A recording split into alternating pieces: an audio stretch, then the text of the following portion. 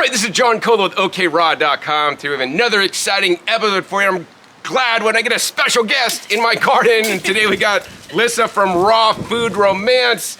And Lissa and Nate, one of my best friends here in Las Vegas, Nevada, since they moved here also. So I'm so glad I have some raw food support in the area. And also we think very much alike with many different things. We're not entirely alike, but we have so much a common base of, being into eating plants and eating raw plants. And so today I want to share with Lissa something very special, a very special crop that I've seen on her Instagram. We've talked personally that she's actually been including more of, and she just actually buys this. Actually, you can't even find it. It's rare to find it organic, but we're gonna let her dig some up from my garden. It tastes really good. What are we harvesting today? We're harvesting Sunchokes, or otherwise known as Jerusalem Artichoke, but they're not. I like to call them Sunchokes because they're not really from Jerusalem or artichokes, so. Right. So Lissa, why have you been so much into Jerusalem Artichokes lately?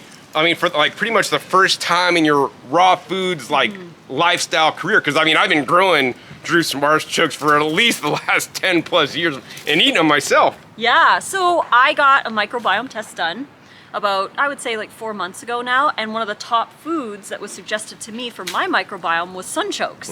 And I'd never had them before. It was just not something that I used at all, or that I even knew that you could eat raw, because it just wasn't really part of my lifestyle. So I found some organic ones at you found Whole organic Foods. Ones. Cool. Had some, but they were super expensive. And they're probably super old and dried out. And they were like shriveled up and like soft. Yeah. Because nobody ever buys them. Exactly. So those were okay. I found some good ones at International Marketplace. They're a lot more fresh, but they're not organic. So it's kind of like, which one do you want? The fresh or the old the organic old? Yeah. So it's like, I don't know. But when you were saying that you were growing it, I was like, ooh, I'd love to have some like grown by John, because your stuff is just so delicious. Thanks. And the other thing is the Sunchokes, I mean, it's a summer, you grow it in the summertime and then you leave them in the ground, because I mean, we don't need to harvest them and then put them in our fridge, just preserve them. I keep them in the ground until I'm ready to dig them up and actually eat them and use them, because that's where they would store naturally. And the cool thing is, if you don't dig them up from the ground, they just grow back next year, and you'll have even like they'll quadruple in 1 year for you guys. So It's amazing. I think I have a video, I'll put a link down below, how I grew these like just in a little pot. And I grew like, some crazy amount, 5 pounds of Sunchokes in one little pot. It was insane. So you guys could grow these easily. And the cool thing to grow these, just go to the store and get some ones that aren't soft, that nice and firm. Put them in a dirt, put them in a pot, water a little bit, put them in your ground, and they're just gonna grow on you, and you could have more. So I mean, it's one of the easiest plants you guys could ever grow. And the reason why Sunchokes are so good is because it contains a prebiotic fiber known as inulin or fructosaccharides, or these big words that I can't pronounce.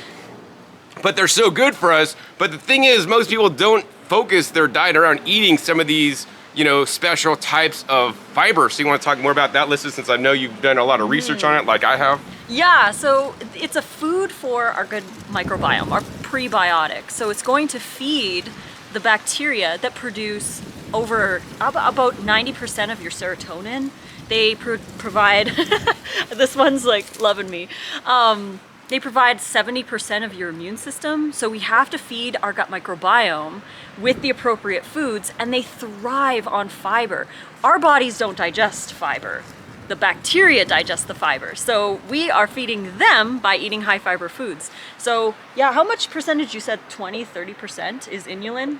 So in the Sunchokes and some other foods that we'll talk about that you could more easily find, because I want all you guys out there to eat some fiber-rich or inulin-rich or prebiotic foods for your gut microbiome. This is not talked about a lot, unfortunately, in raw foods. And here's the thing, like every different kind of fruit or vegetable has different kinds of fiber.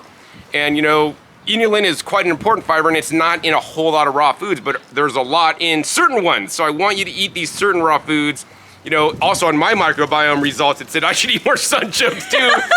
Go figure that. So maybe everybody that's raw would, maybe it says that for everybody that does this same microbiome test, but microbiome testing is still in its infancy. So we do want to take our results with a grain of salt, plus every company may have a different slant and still trying to sell you some probiotics and this other stuff. So I'm not quite sure of all that stuff, but the message is eat more inulin-rich foods, and Sunchokes is one of them, and we're gonna dig some up right now to show you guys what they look like.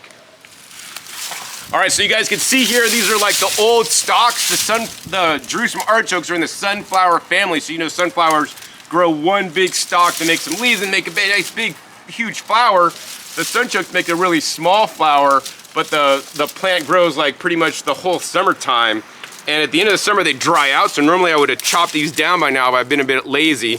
And I've been harvesting off the other side of my garden with these guys. So normally I would chop this and then remove or compost or get rid of the top growth. And then I would just leave the Sunchokes in the ground. So normally I would just have this cut and have all these sticks popping out, which tells me where the Sunchokes are. So Lissa, you want to go ahead and chop this guy here and this guy here? Let's do it. Ooh. Yeah, you're gonna get quite a workout in my garden. Yeah, exactly. There all right. we go. There's one, and let's chop this guy right here. Look at that white color. It's beautiful. All right, cool. So that's the first step. Chop this out of the way. And the next step is we're gonna wiggle this and also move some of the dirt out of the way. And we're gonna try to, she's gonna dig some up here. So dig the dirt out of the way around this whole thing. And then wiggle this up. To get your hands in the dirt. Yeah, I mean, this is another thing that could improve your microbiome, because I mean, I have really good soil. Oh, look, you're finding something right there. It's like a treasure. It's like a treasure. There's one. All right, let's move these guys and let's see if there's any underneath here. Just wiggle this up and. Oh. Let's see. Oh, I see another one. Is there one underneath? Oh, there's there a bunch. Oh my God, look at that! You're finding buried treasure for your microbiome. Oh my gosh, this is so cool. This is super cool. Yeah, so like every year I have to like dig these up, and it's like I gotta hunt and find. It's like I'm a little kid digging in the dirt for something, you know? It's great. I don't really feel anymore. Oh, there's so many here. This is a big one. Oh wow. Look at that.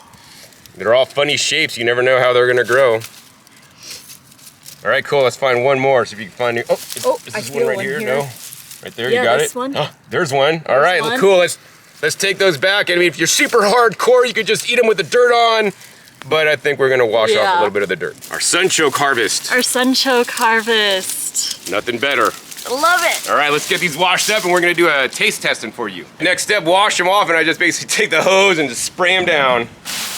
Look at that, they clean right up, super simple, super easy. Maybe rotate them around a little bit. I don't really you don't need to really scrub these guys too much. Plus you want to keep some You want to keep a little bit of the bacteria. You don't want to wash all the bacteria, but you don't want to necessarily eat rocks and dirt and stones. And all the water gets reused to water my garden. All right, cool. Let's see some Sunchokes. So next we're gonna go ahead and get to try some of the Sunchokes that Lissa just dug up from my garden here in the Southwest Desert. I also have Sunchoke that I harvested about a month ago, and it has been in cold storage in my fridge for about a month. Also that we could try to see the difference. You can see the difference notably, like this is probably maybe a quality you'd get at the store. This is fresh dug. You see how much more vibrant like this really looks, man, than like this guy. Now the other thing I got for you guys to try is super cool. This is extremely rare. You probably will never find this. I've only seen this at like maybe one health food store in Maui once for sale, and then I've seen it at this farmer's market like twice in my life. This is called Yacon. This is also rich in the prebiotic inulin fiber. This one actually I like a lot more than the Sunchokes. And I'm excited to Lissa try. will get to try this and she'll see why I like this a lot more.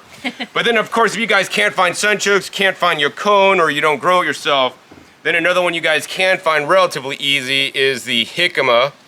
And this should be available at any Mexican market near you. Even better, just standard grocery stores in America would sell this. Now at a standard grocery store, they might charge $1 a pound for this stuff.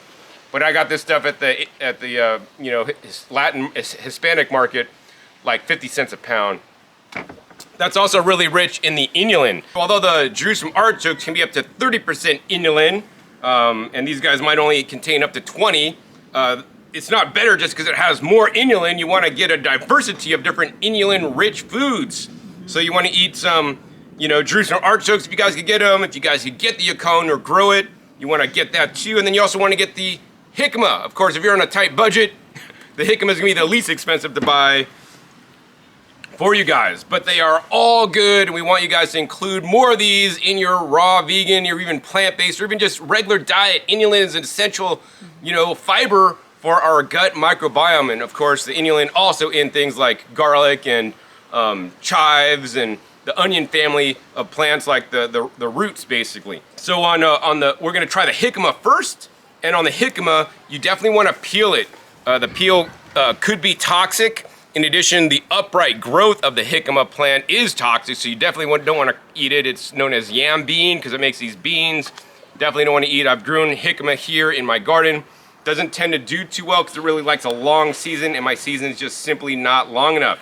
So the first step is we're just basically gonna peel the jicama and cut off all the skin. So we just cut off all the jicama skin. Now we're just gonna slice this into some little slices, right? You could cut this into fries, you could cut it into little chips. I like to just cut it thin like this and just, like dip this into guacamole, and I really like it when it's a thinner texture. It just tastes so much more like crunchy and nice. It's so fresh and hydrating. Yeah, I mean, this is a really water-rich, like vegetable. And the cool thing is, the inulin is a soluble fiber. What does that mean? That means it dissolves in water. So even like me, if you juice your jicama, which I do a lot, I juice a lot of jicama, you're still gonna get the inulin in the juice. So like I like to make a jicama pineapple beet juice with ginger is one of my favorites. But whether you eat it raw, whether you want to juice it, even if you want to blend it up, I mean, I just like to eat it in chips. The chips are a great idea. Yeah, dip it in guacamole, dip it in salsa, dip it in a dressing, chop them up into little cubes, put it into your raw, fresh salads for a nice crunch, nice burst of water. Next, we're gonna go ahead and try the Yacon. This is super ultra rare. And these guys don't really travel or ship well. I grew these once again, harvested about 30 days ago, kept them properly. We're gonna cut this off and look at that inside. I mean, pretty much a similar color on the inside as the jicama. And if you wanna really get the better effect, you wanna trim off the skin on the outside because the skin kind of tastes a bit bitter. So if you really eat the inside without the skin, you're gonna get a much better effect. So why don't you try that, listen, tell me what you think. Okay. How does that differ than the jicama you just tasted? It's way sweeter. Exactly, way sweeter. I feel like it's more hydrating. It's more hydrating, has a lot more water content. That's why it's also harder to store. That is good. Yeah. Wow. To me, this tastes like it's like a water chestnut, which might also be high in inulin. Yeah, that's good. I mean, these are called earth apples because I mean, in some cases, I would say this is sweeter than like a Granny Smith or some apples that are more tart, Yeah, it would definitely be more of an apple, kind of an earthier apple flavor. Yeah, because it's also like the flesh is not as like more compacted. It's more airy, I would say, if I had to describe it. It's good. All right, so now we're gonna try something more common. This is my California-grown Jerusalem Artichoke. And once again, look at that white color. I mean, the white color is probably like the inulin color on all these. So this is my California-grown Jerusalem Artichokes. Is that pretty sweet? Like, how would you compare that to other Jerusalem Artichokes that you've purchased? Oh, it's way better than the ones that I get at the store. What's the difference? Way better. The flavor's more intense. It's more hydrating for sure. Yeah, I mean, it's way fresher. Especially considering that you harvested that one a while ago. A month ago, yeah. Same with this. I harvested like a month ago, but I store them properly, and I'm anal about that. Yeah, it's definitely the flavor's just more intense. There's more flavor. Obviously more minerals. It's good. I like it. I like it better than the ones I get. Well, I mean, that's the benefit of growing your own. I mean, I'm one of the, there's not a lot of people into raw foods diet that grow their food. I mean, there's plenty of people out there, but I really try to focus it on that and encourage you guys to eat out of your garden first and grow as much food as you possibly can. Even if you got to grow microgreens, like I got a nice delivery of microgreens from Lissa and Nate today, which I'm quite happy about because I don't grow those. I grow everything else. So I'm glad. So, all right. So now, Lissa, even more special, we get to eat the sunchoke you just dug up from my Southwest desert garden right here. And I want to point out real quick for some of you guys, when you guys buy them in the store, you don't want to get them if they're starting to turn green. It's kind of like a potato starting to turn green. Not optimal. Not good. So like this guy, we want to definitely like throw back and put into the dirt to let this grow for next year. We don't want to eat these. We want to get one that's like nice and white and clean. And look, this is where they start to sprout up. This guy's actually going to start to grow right here. So it's almost, and this guy is too. He's starting to grow out. Anyways, so we'll just probably might cut this off. Oh yeah, this is even more water rich. Look at just that. Slicey, nice slice right there to try. It's like brilliant white. Brilliant white. That's probably the inulin is that white color. Wow. Wow. What's the difference between that one and the other Sunchoke and the Sunchokes that you bought in the store? This is definitely by far the best one. Yep. It's sweeter. It's sweeter. Wow, even my one grown in California. It even also, because I find that Sunchokes have kind of like an aftertaste. They have like that, I can't even describe it, kind of a metallic sort of aftertaste. These ones don't have that. I mean, it's probably because the Sunchokes you're buying from conventional agriculture, I mean, they put certain minerals in the soil to get them to grow, like NPK, so the plants absorb the minerals in the soil. And so if you're putting minerals in soil in maybe not normal amounts, then that's what's going to accumulate in the plant. I mean, in my soil, I strive the most to put like up to 70 to 90 different trace minerals in nature's natural amounts, not trying to like pump in nitrogen or pump in certain nutrients. These do taste like way more mineral rich. You can totally, like some of your greens, they taste sweet, but it's the minerals that taste sweet. And they taste more salty because it's not just Salty salt, sweet. but it's like the salt and the minerals really make our taste buds like go. Totally. I know. I'm like, now I want to eat more. Right here. Please. Have at it. So good. So yeah, I mean, I think in the end, Lissa and I both want you guys to eat more inulin-rich foods. Whatever you guys can get. If you guys can get some jicama, eat that, great. If you want to juice it, great. You know, if you could grow or even buy Yacon anywhere, that's even better because I mean, this one good. tastes the best for sure. But of course, the good old reliable Sunchoke that's available maybe in the fall/winter time in the northern hemisphere because it is grown all through the summer, then harvested. So sometimes of the year might be that you can't store this too long. You might be able to find that too. But the jicama is pretty much the solid performer that you should definitely go out of your way to buy every once in a while if you see it. Increase your inulin consumption. So any final words of wisdom or things you'd like to share, Lissa, today with the viewers? Yeah, I feel like since adding these to my diet, not that I had any issues with digestion or whatever, I just feel like it's been better. And I feel like I can eat way more variety when I include foods like this because it grows my microbiome. So now I'm able to eat more varieties than I've ever been eating before. Like I actually just did a list this morning of all the different kinds of foods that we eat in a week, and it was 83, and that's just like the regular stuff that we eat in a week.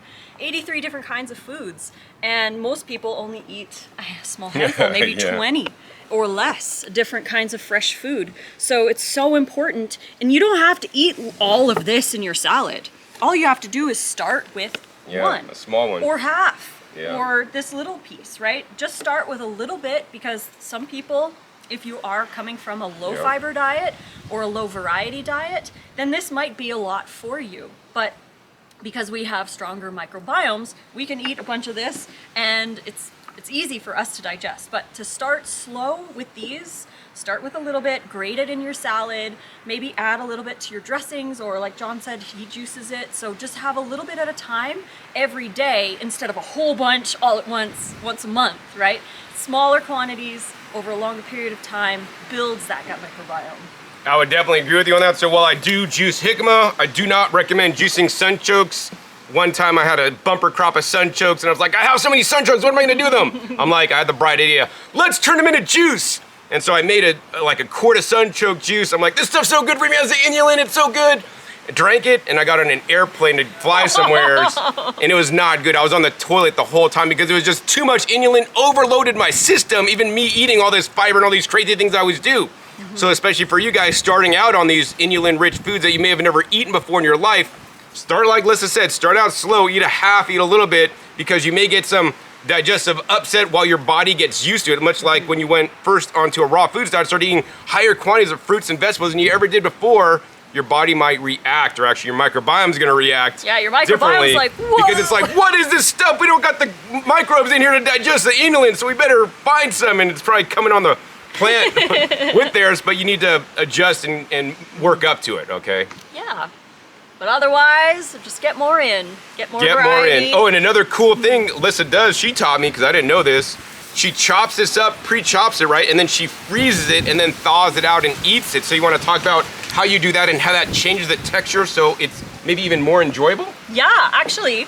So we eat them both raw, grated in salads or in our sauces. And we also freeze it for our soups and stews. So what happens is when you chop it, we'll chop it into cubes kind of like you would if you were just chopping potatoes for mashed potatoes or whatever. Chop it into chunks, and then we freeze it on a plate for about 24 hours. And then we put those off the plate, we put them into a nice container that we store in the freezer. So once they're frozen, the water in the cells expands the cell wall. So it kind of weakens it in a way. So when you thaw them, it's all nice and soft and smushy. So what we like to do is we'll take a handful or two of the sunchokes that we've frozen and we'll add them to things like our microbiome masala or maybe a sunchoke leek raw soup. I'm actually going to be experimenting with a new recipe for that soon. But what we'll do is we'll just thaw them in a marinade in the dehydrator for a little while, and then we add it to our salads, we add it to our soups or stews or chilies, or we could even put it into burger patties. Mix that in with the food processor. There's so many ways that you can get this in, but it changes the texture so that it actually tastes like a cooked potato, which is really nice for those who are looking for that texture. Just freeze some sunchoke and thaw it in the dehydrator. Yeah, it's amazing. I recently, for the first time, just had another friend over earlier this week, and actually we cooked some of my sunchokes because I'd never eaten them cooked, and it's like, wow, this reminds me of eating a potato. So you could also heat process them, you could still get the inulin in there, and the cool thing I like about what Lissa's doing with the freezing, there's actually studies that show by cooking some prebiotic fibers and then cooling them and making them cold, they could even be more resistant and even better for your microbiome. So I'd encourage you guys to eat them in different forms, whether frozen, thawed, or whether you want to juice them, or whether you just want to eat them and crunch on them. It's all good. It's all good. Get that variety in. Get that variety and get your inulin in ya. So that's all we got for this time. So Lissa, if somebody wants to learn more about some of the recipes you create and how they could get more Jerusalem artichokes and other inulin-rich foods, because I know you're the recipe book queen. How can somebody learn more about you and your amazing recipe books? Awesome, thanks John. Well, I have all of my ebooks at payhip.com/rawfoodromance. So I think there's like 13 recipe books up there. I also have a meal planning app where I've put a lot of the new recipes that I've been making with inulin-rich foods. That is at rawfoodromance.com. Wonderful. I'll put links down below so you could check out Lissa and check out her amazing recipes that she makes. Every time I go over to Nate and Lissa's house and have something to eat, I'm like, man, this stuff is so good. And I didn't have to make it. It's the best restaurant in Vegas. It's the best restaurant in Vegas. It ain't a restaurant. All right. Cool. All right. So anyways, if you guys enjoyed this episode learning about the Jerusalem artichokes and inulin-rich foods, hey guys, please helps out the YouTube algorithm there. Thumbs this video up, gets it out to more people because not a lot of raw food. Let's talk about inulin-rich foods and enhancing your microbiome. Also, be sure to click that subscribe button right down below so you don't miss out on my new upcoming episodes that come in every 5 to 7 days. You never know where I'll show up or what you'll be learning on my YouTube channel. Make sure, guys, you click the little bell so you get notified as my new videos come out. And finally, be sure to check my past episodes. My past episodes are a wealth of knowledge. Over 600 episodes on this YouTube channel dedicated to teach you guys all about eating a diet more rich in fruits and vegetables so you guys can get healthier. So with that, my name is John Kohler with OKRaw.com. We'll see you next time, and until then, remember, keep eating your fresh fruits and vegetables and inulin-rich foods. Woo! They're always the best.